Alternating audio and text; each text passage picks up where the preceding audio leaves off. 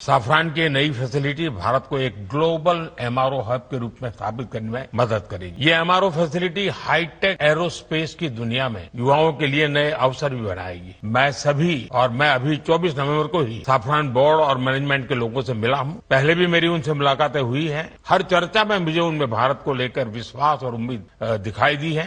मुझे उम्मीद है कि साफरान का भारत में इन्वेस्टमेंट आगे भी इसी गति से जारी रहेगा।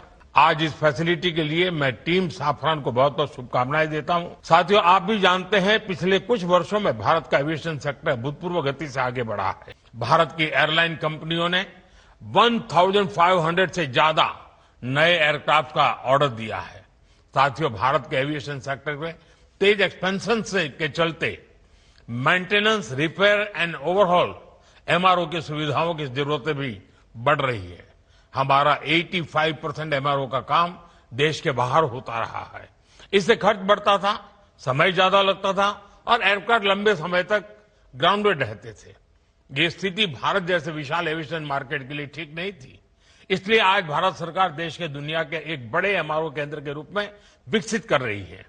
अब पहली बार देश में एक global OEM deep level servicing की सुविधा स्थापित कर रहा है। साथियों, साफरान की ग्लोबल ट्रेनिंग, नॉलेज ट्रांसफर और भारत के इंस्टीट्यूशंस के साथ साझेदारी, इससे देश में एक ऐसी वर्कफोर्स तैयार होगी जो आने वाले वर्षों में पूरे एमआरओ इकोसिस्टम को नई गति, नई दिशा देगी। इस फैसिलिटी से देश के दक्षिण भारत के नौजवानों के लिए रोजगार के अनेक अवसर बनेंगे। और हम सिर्फ एविएशन एमआरओ तक सीमित नहीं रहना चाहते। हम शिपिंग से जुड़े एमआरओ इकोसिस्टम पर भी बहुत बड़े स्केल पर काम कर रहे हैं। साफरान एरोस्पेस प्रोपल्शन सिस्टम पर बड़े स्तर पर काम करता है। मैं चाहूंगा कि आप प्रोपल्शन डिजाइन और मैन्युफैक्चरिंग के लिए भी भारत के टैलेंट और अवसरों का उपयोग करें।